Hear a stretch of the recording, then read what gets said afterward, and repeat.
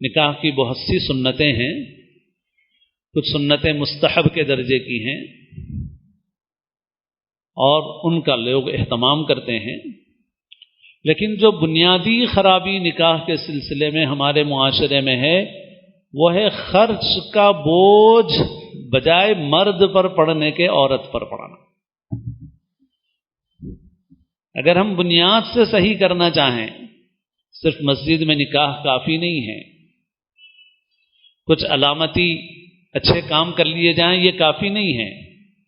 جو بنیادی کام ہمیں کرنے کا ہے وہ یہ ہے کہ جو سسٹم بالکل الٹا ہو گیا ہے اس سسٹم کو صحیح کرنا ہے۔ اسلام کا جو نظام ہے، اسلام نے عورت پر ذمہ داری کبھی بھی نہیں رکھی ہے۔ باپ پر اللہ نے ذمہ داری رکھی بیٹیوں کی، بھائیوں پر ذمہ داری رکھی بہنوں کی، شوہر پر ذمہ داری رکھی اپنی بیوی کی، اولاد پر ذمہ داری رکھی اپنی ماں کی، اور یہ پورے اعزاز اور اکرام کے ساتھ ہے۔ وہ جس حیثیت میں بھی ہو اس کی عزت، اس کا اکرام ضروری ہے۔ یہ خرچ کرنا بھی اہانت کے ساتھ نہیں ہے، انسلٹ کے ساتھ نہیں ہے، پورے اکرام کے ساتھ ہے۔ اگر بیٹیاں ہیں، من کان لہ ثلاث بنات فعالہن وآواہن وکفلہن وجبت لہ الجنہ، اگر کسی کی 3 بیٹیاں ہیں ان 3 بیٹیوں کی پرورش کرے گا، ان کی کفالت کرے گا، اور بعض روایتوں میں ہے کہ ان کی پرورش کے ساتھ ساتھ یہ الفاظ بھی ہیں کہ ان کی اہانت نہیں کرے گا، ان کو شرمندہ نہیں کرے گا، ان کو طعن طنز نہیں کرے گا ان کے ساتھ، تو اللہ تعالیٰ نے اس کے لیے جنت واجب کر دی ہے۔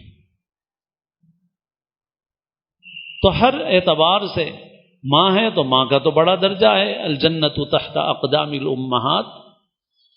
اور ایسے ہی پوچھنے والے نے پوچھا کہ میرے حسن سلوک کا سب سے زیادہ مستحق کون ہے؟ تو آپ نے فرمایا کہ تمہاری ماں۔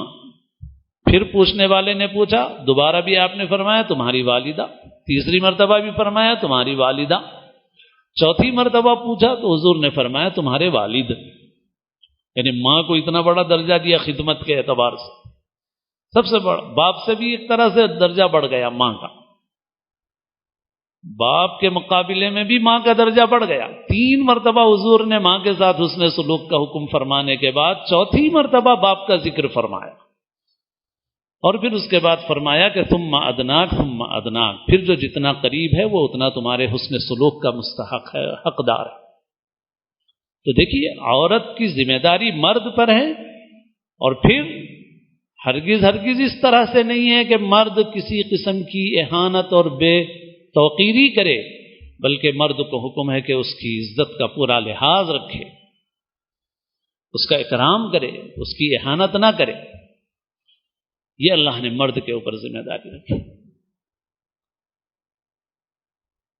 ہمارا نظام اس کے الٹ ہو گیا۔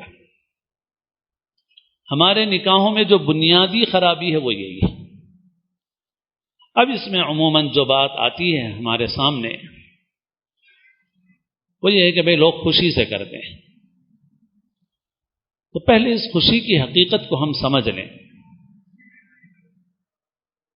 یہ ایسا نہیں ہے، میری یہ باتیں جو عرض کر رہا ہوں ایسا نہیں ہے کہ بھئی کسی کا نقطہ نظر کچھ ہے، کسی کا نقطہ نظر کچھ ہے، کوئی سخت ہے کوئی نرم ہے۔ اللہ نے آپ کو سمجھ دی ہے، اللہ نے آپ کو ضروری علم دیا ہے دین کا، آپ خود غور کر کے دیکھ لیں ان باتوں کو، بالکل خالی الذہن ہو کر کے سوچیں آپ ان باتوں کو۔ جو بات خوشی کی ہے، یہ مثال صرف ایسی نہیں ہے کہ بھئی دے دی جائے، یہ بالکل حقیقت کو سمجھانے والی مثال ہے۔ ایک آدمی کو ایک گھر بنانا ہوتا ہے تو آدمی اس کا بجٹ بناتا ہے، اور اس کے بجٹ میں تمام خرچوں کے ساتھ وہ خرچہ بھی رکھتا ہے جو اسے رشوت میں دینا ہوتا ہے، اور وہ 2 لاکھ 4 لاکھ 5 لاکھ جیسی اس کی بلڈنگ ہوگی، جیسا اس کا مکان ہوگا، اس کے حساب سے سوچ کے رکھ لیتا ہے۔ درمیان میں بھی ضرورت پیش آئے، بیچ میں آ کے پریشان کریں تو اس وقت بھی دینے کا سوچ لیتا ہے۔ پھر اس کے بعد وہ اپنی کارروائی آگے بڑھاتا ہے اور دفاتر میں رشوت دیتا ہے، مانگنے سے پہلے رشوت پیش کرتا ہے، اور اگر سامنے والا انکار کرے تو چونکہ اسے معلوم ہے کہ بعد میں مسائل ٹیڑھے ہو سکتے ہیں، تو سامنے والے کے انکار کے باوجود اصرار کر کے دیتا ہے کہ نہیں صاحب میں اپنی خوشی سے دے رہا ہوں بالکل۔ آپ مجھے بتائیے کہ اس نے تو مانگا بھی نہیں نا، آفیسر نے تو پوچھا بھی نہیں ہے، بعض صورتوں میں تو وہ انکار کر رہا ہے اور یہ اصرار کر رہا ہے۔ آپ مجھے بتائیے کیا وہ شخص اچھا ایک درجے میں آپ دیکھیں، وہ بھائی 50 لاکھ کا مکان بنا رہے ہیں تو 5 لاکھ روپے اس میں چلے گئے تو کیا ہے؟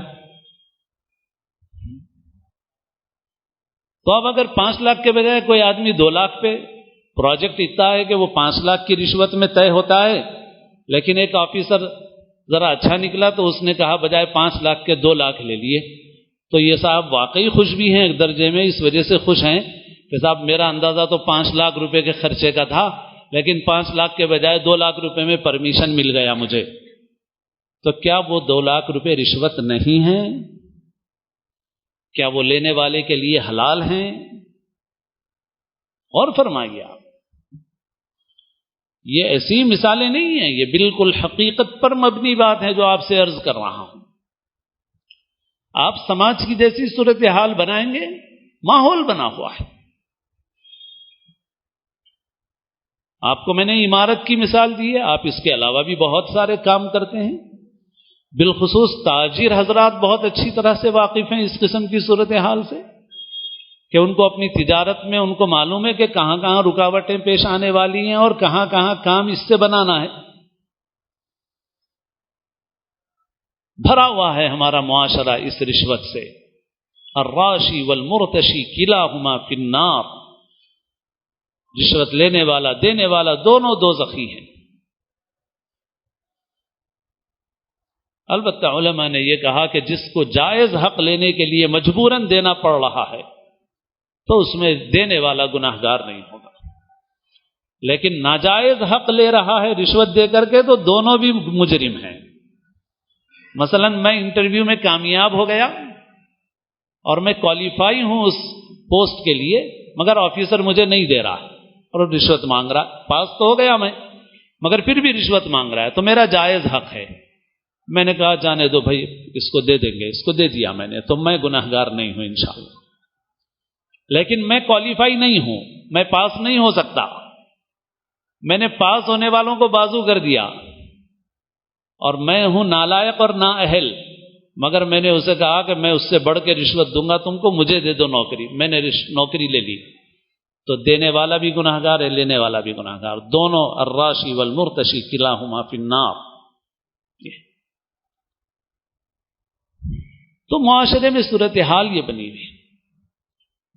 اگر آپ کہتے ہیں یہ خوشی سے ہے تو مجھے ایک بات بتائیے، بہت سے واقعات میں ہم نے ایسا دیکھا ہے کہ باپ کے انتقال کے بعد تو بات کی بات ہے، وہ تو ہوتے ہی ہیں جھگڑے ہمارے معاشرے میں، باپ اپنی زندگی کے اخیر میں بھی بچیوں کو دینا نہیں چاہتا،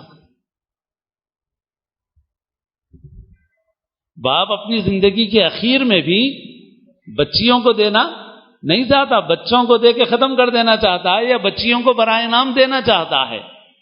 تو آپ اگر خوشی سے دینا ہے آپ کا، تو اس وقت اگر خوشی سے تھا تو اس وقت خوشی سے کیوں نہیں دے رہے ہیں، جبکہ اس وقت اللہ کے حکم کی خلاف ورزی کر رہے ہیں آپ، اللہ کے نازل کیے ہوئے میراث کے احکام کو آپ نعوذ باللہ کنڈم کر رہے ہیں، آپ ان کو ایک طرف کر کے آپ اپنی مرضی کے مطابق کام کر رہے ہیں۔ آپ کا اگر وہ دینا خوشی سے تھا تو یہاں آپ خوشی سے کیوں نہیں کر رہے ہیں؟ حقیقت یہ ہے کہ یہ خوشی کی بات، یہ محض ایک اپنے آپ کو دھوکہ دینے والی بات ہے کہ آدمی خوشی سے کر رہا۔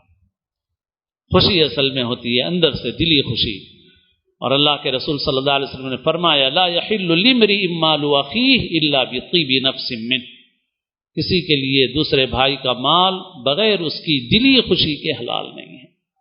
یہ دلی خوشی نہیں ہے، یہ ویسی ہی خوشی ہے جیسی خوشی عمارت کی کہ پرمیشن کے لیے رشوت دینے میں ہوتی ہے۔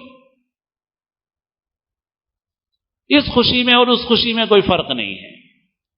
یہ خوشی اللہ کے پاس اس عمل کو جائز قرار دینے والی نہیں ہے. یہ ایک خاموش دباؤ ہے، بہت خفیہ اور پوشیدہ قسم کا دباؤ ہے، اور آج ہمارا معاشرہ اس میں پس رہا ہے. آج بھی عرب ممالک میں نکاح کے موقع پہ اکثر عرض کرتا رہتا ہوں میں کہ عرب ملکوں میں آج بھی لڑکی کا باپ اپنی بیٹی کی شادی میں اپنی جیب کا 1 ریال بھی خرچ نہیں کرتا، اور یہ حقیقت ہے. بالکل 1 ریال بھی اپنی جیب کا خرچ نہیں کرتا. سوال ہی نہیں پیدا. وہ جو کچھ بھی کرتا ہے وہ سب لڑکے سے مہر وصول کر کے کرتا ہے. جو کچھ بھی اسے کرنا ہوتا ہے وہ لڑکے سے مہر وصول کر کے کرتا ہے، اپنی طرف سے نہیں کرتا. اور اتنا مہر وصول کرتا ہے کہ سارے کام کر لینے کے بعد اس کی بڑی مقدار بچا کے رکھتا ہے. اگر 1 لاکھ ریال مہر وصول کیا تو 20-25 ہزار خرچ کر کے 75-80 ہزار ریال بچا کے رکھتا ہے. آپ بتائیے کہ کتنا زمین آسمان کا فرق ہے ہمارے اور ان کے درمیان، زمین و آسمان کا فرق. بس اب اس وقت اپنی گفتگو کو ختم کرتا ہوں. حضرت مولانا سجاد نعمانی صاحب مدث اللہ کی ایک بات جو بارہا عرض کر چکا ہوں، اس بات کے ساتھ کہ مولانا نے فرمایا تھا کہ اگر مسلمان بعض غیر مسلم لڑکیوں نے یہ کہا کہ مسلمان اپنی دوسری خرابیاں اپنی جگہ پر، اگر صرف نکاح کے معاملے میں اس ملک کے مسلمان واقعی مسلمان ہوتے تو لاکھوں لڑکیاں اسلام کے دامن میں پناہ لینے کے لیے تیار ہیں. مگر لاکھوں لڑکیاں اسلام کے دامن میں کیا پناہ لیں گی؟ ہماری ہزار لڑکیاں جا کر غیروں کی گود میں بیٹھ رہی ہیں. اس لیے کہ ہمارے نکاحوں میں سوائے قاضی صاحب کے خطبے کے اسلام نہیں ہے. سب کچھ ہندوانہ رسم و رواج اور ہندوانہ طور طریق ہیں. اللہ تعالی ہم سب کو دین کی صحیح سمجھ نصیب فرمائے، عمل کی توفیق نصیب فرمائے. ہم سب کو اسلام کی زندگی اور اپنے اپنے وقت پر حسن خاتمہ نصیب فرمائے.